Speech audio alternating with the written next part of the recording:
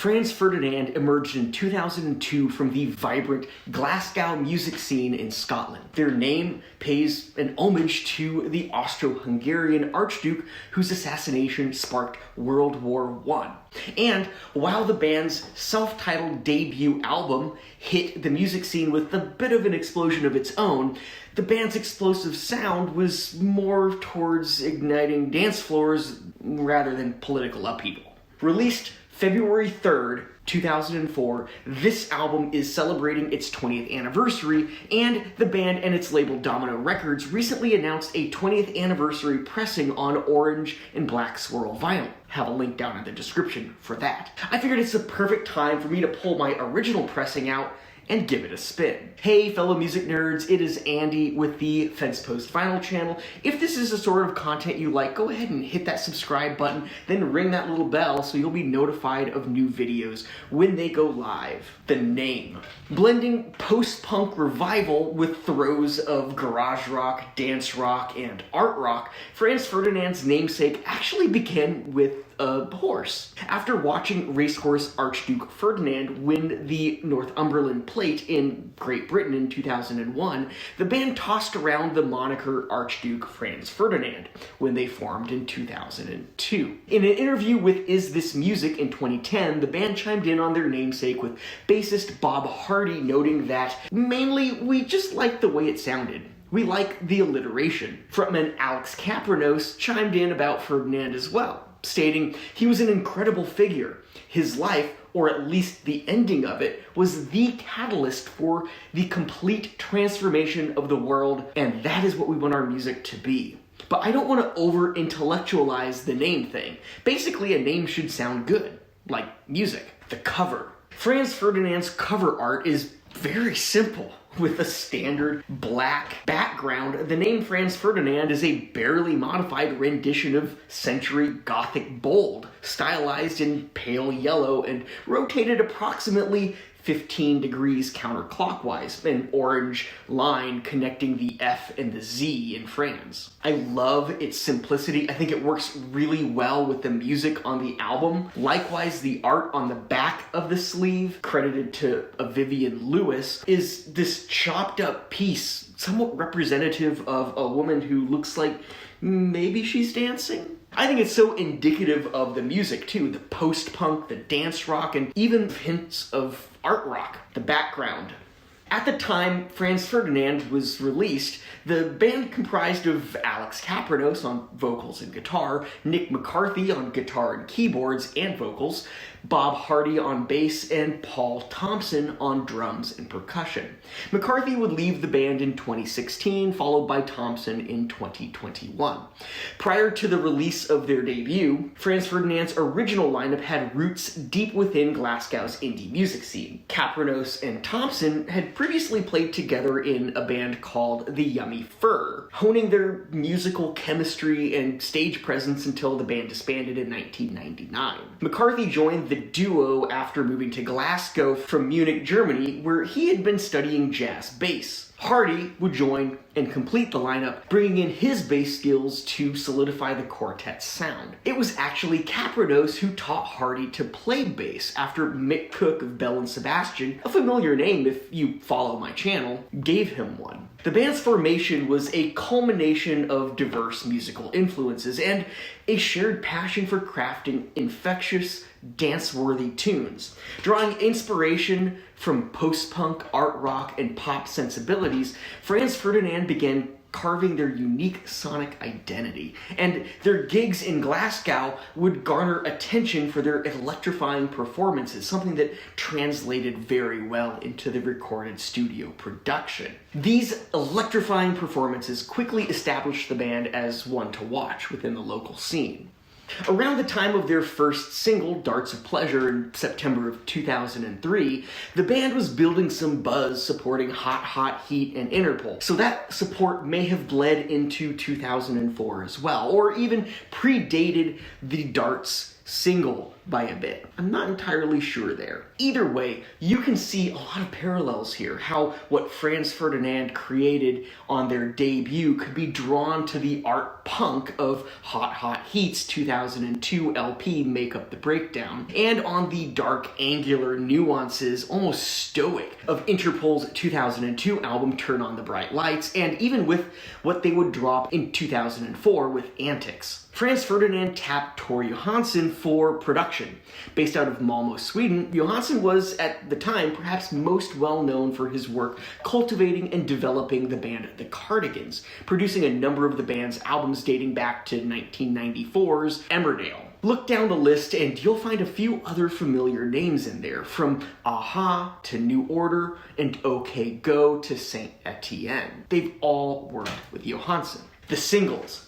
Dig into Caprados's presence in the Yummy Fur, and you can see how he progressed from the indie punk sound of what you found there to that on Franz Ferdinand. Where the Yummy Fur was raw and gritty, Franz Ferdinand is refined and tight. Let's take a look at a few highlights from the track list, most of them achieving single status. It all began, as I referenced, with Darts of Pleasure. Released September of 2003, Darts of Pleasure was the band's first single, and it gained the band significant attention, setting the stage for their debut album early the following calendar year. While it didn't really achieve major chart success, it did garner critical acclaim for its distinctive sound, and it started generating more buzz around the band. Take Me Out would follow as the second single. Released January 12, 2004, this was the band's breakthrough hit. Its infectious guitar riffs and energetic rhythm captivated audiences literally worldwide, something we'll talk about in the next section of this video.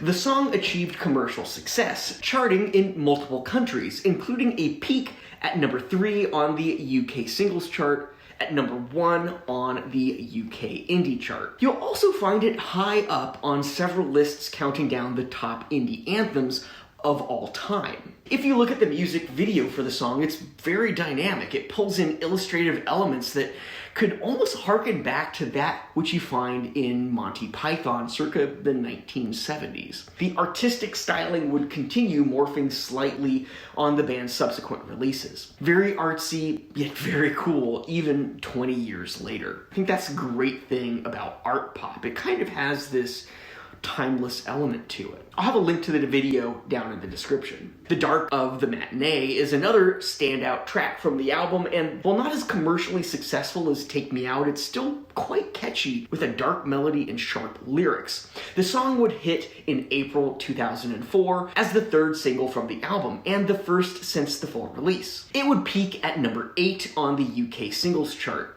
Inspired by bassist Bob Hardy's remark on how utopian an environment like a dark matinee would be to perform in, the track is about the fantasy of a better life promptly followed by waking up to reality. August 2004 would see the band's fourth single, Michael, drop, which featured kind of homoerotic hints with lyrics like "stubble on my sticky lips" and "beautiful boys on the dance floor." The fifth and final single from the debut Franz Ferdinand album was This Fire, which also served as a high-energy conclusion to the album. Stylized on the album with correct spelling, the single added a few extra F's to fire. I love this too. Art rock bands rarely contain art to just their music.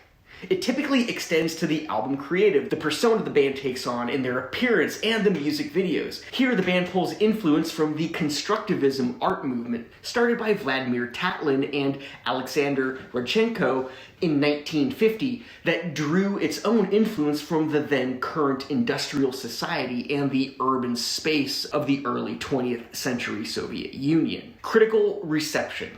In terms of accolades, Franz Ferdinand received widespread critical acclaim and several notable awards. It won the 2004 Mercury Prize for Album of the Year. Take Me Out received a Grammy nomination for Best Rock Performance, and it won the NME Award for Best Track in 2005. These all underscored the album's significance and the band's rise to prominence during that mid-2000 period. But back up to the beginning, and it was a hint of what would come. Franz Ferdinand debuted on the UK charts at number 3 and the Australian charts at number 12. It entered Billboard 200 in April of 2004, climbing slowly but surely to peak that December at 32. The album would land in the infamous book 1001 Albums You Must Hear Before You Die, and it ranked among Pitchfork's top 200 albums of the 2000s.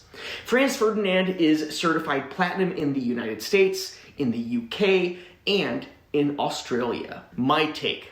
The anticipation surrounding Franz Ferdinand's self-titled debut was palpable. It's not just a collection of songs, but a statement, an artistic manifesto that encapsulated their music ethos. Each track on the album felt, and honestly still feels to this day, meticulously crafted, drawing from the band's experiences, observations, and deep-rooted desire to create music that was both intellectually stimulating and irresistibly danceable. It blends angular guitar riffs and catchy rhythms that showcase the band's knack for crafting songs that bridge the gap between indie rock and dance music.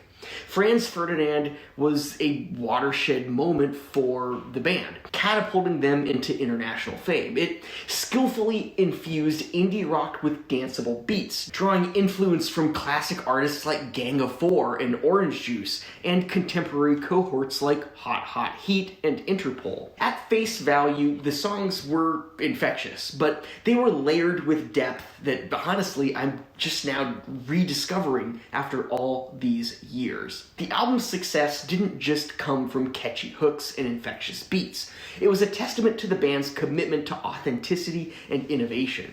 From the contagious energy of Take Me Out to the wistful nostalgia of The Dark of the Matinee, the album painted a vivid picture of youthful exuberance, the thrill of rebellion, tangled relationships, and the electric pulse of nightlife. Even the non-singles come to life. Beyond those singles, the personal favorites include Opener Jacqueline, Off Osh, and 40 Degrees. This album served as a sonic calling card, introducing the world to a band that seamlessly blended artistry with accessibility, pulling post-punk from obscurity into a mainstream ready to hear it, after devouring The Strokes' Room on Fire in 2003 and Is This It in 2001. It crystallized their journey from Glasgow's indie circuit to the international acclaim it would go on to receive. It took the garagey post-punk style of The Strokes and injected it with the best of the dance punk style that was aching to be birthed to a wider audience from, say, a label like DFA. It was just as post-punk as Echoes by The Rapture 1 year before, but with consistently catchy track after track, it undoubtedly had more commercial appeal.